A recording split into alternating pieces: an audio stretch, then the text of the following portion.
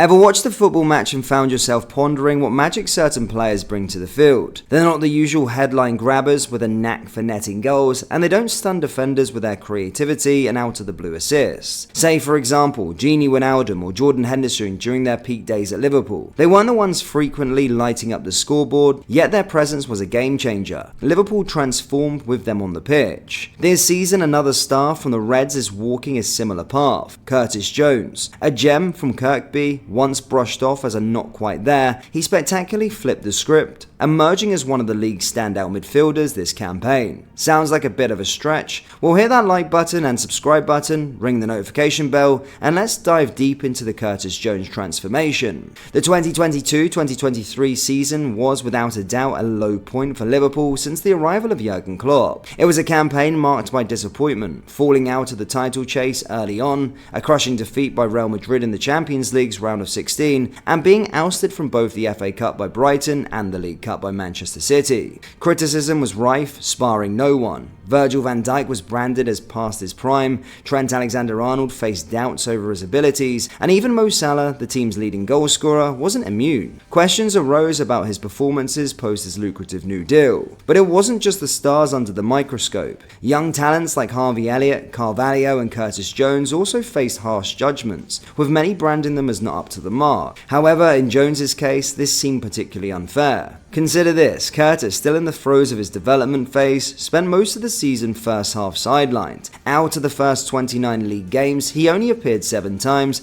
starting just 1. During this period, Liverpool struggled, languishing in 7th place after 9 losses and 7 draws. Now pause for a moment and think about this. As the season progressed, Liverpool's form saw a dramatic turnaround. Many applauded Klopp for addressing the team's defensive woes and for allowing Trent greater midfield freedom. Yet a crucial element was overlooked for far too long: the impact of Jones's return to the starting lineup. The turning point came in a stalemate with Chelsea, where Jones marked his return. From that game onwards, Liverpool's fortunes transformed, ending the season unbeaten and narrowly missing a top 4 finish. Remarkably, with Jones starting 14 of the current season's 21 games, Liverpool faced only 1 defeat, a contentious match against Spurs where Jones was controversially red-carded in the early minutes. Is Liverpool's upswing just a coincidence aligned with Jones's consistent playtime, or does he play a more integral role in Jurgen Klopp's strategy? Stick with us, we're about to delve into that. It's true, Liverpool's resurgence this season can be attributed to multiple factors, some of which were explored in a special video, so do check it out. However, the understated impact of Jones often slips under the radar. Why does Curtis often get overlooked? As mentioned earlier, players who aren't regular scorers or assist makers don't always grab headlines. With 15 goals and 14 assists in 118 appearances for Liverpool, Jones hasn't generated widespread buzz, but we believe this is about to change, and we'll discuss why shortly. Firstly, let's delve into why Curtis is such a pivotal figure for the Reds. What exactly does he contribute? The essence of Jurgen Klopp's team lies in its pressing and counter-pressing abilities. Liverpool's struggle in the previous campaign was largely due to the physical decline of key players like Henderson, Milner, Fabinho and Keita, but as Klopp's pressing game improves, so does the team's results. This is precisely why Liverpool now stands at the summit of the league. Their most significant enhancement in their newfound intensity and effectiveness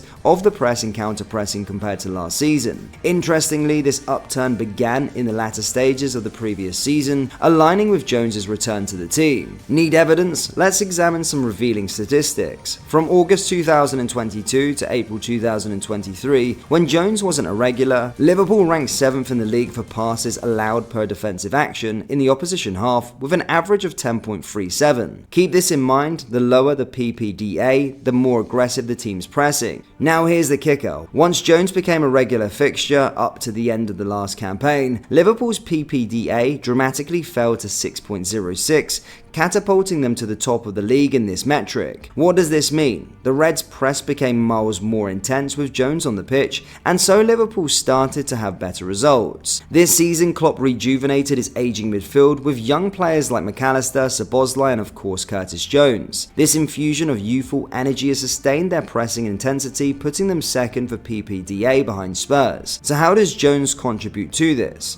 It boils down to his superior athleticism and his intelligence in and timing his counter-pressing, qualities reminiscent of Gini Wijnaldum in his prime at Liverpool. This is evident in Curtis's stats, 2.03 tackles per 90 minutes with a success rate of 61.58%. These figures not only underline his tenacity but also his effectiveness out of possession, filling a void Liverpool experienced in the early part of the season. However, Jones's influence extends beyond just pressing. The 22-year-old is pivotal in Liverpool's offensive mechanics as well. He doesn't just contribute to the team's defensive efforts, he's also a linchpin in their attacking play, helping to orchestrate moves and keep the offensive rhythm flowing. This dual role underscores his importance to the team and explains why Liverpool thrives with him on the field. His intelligent decoy runs into half spaces cause chaos in the opposition's defense, creating valuable openings for his teammates. Darwin Núñez particularly thrives on exploiting these spaces. These runs also position Jones as a tangible threat around the penalty area. His average of 5.85 progressive passes received as 3.35 touches in the penalty area per 90 minutes underscores his consistent presence and threat near the opponent's goal. But let's shift our focus to Jones with the ball at his feet. As an attacking midfielder, his off-ball contributions are already impressive, but his on-the-ball skills are equally noteworthy and constantly evolving. Jones demonstrates a relentless drive to push the ball forward, either through dynamic dribbling or incisive passing. He averages 2.66 progressive carries per game, illustrating his ability to break lines and propel the team forward. Remarkably, despite his forward-thinking approach, Jones maintains a 91.6% pass completion rate, a testament to his technical skill and precision. Moreover, his ability to retain possession under pressure is a significant asset for Liverpool. His long limbs provide an advantage in shielding the ball, buying time for his teammates to get into position. Additionally, his dribbling skills, especially in wide areas,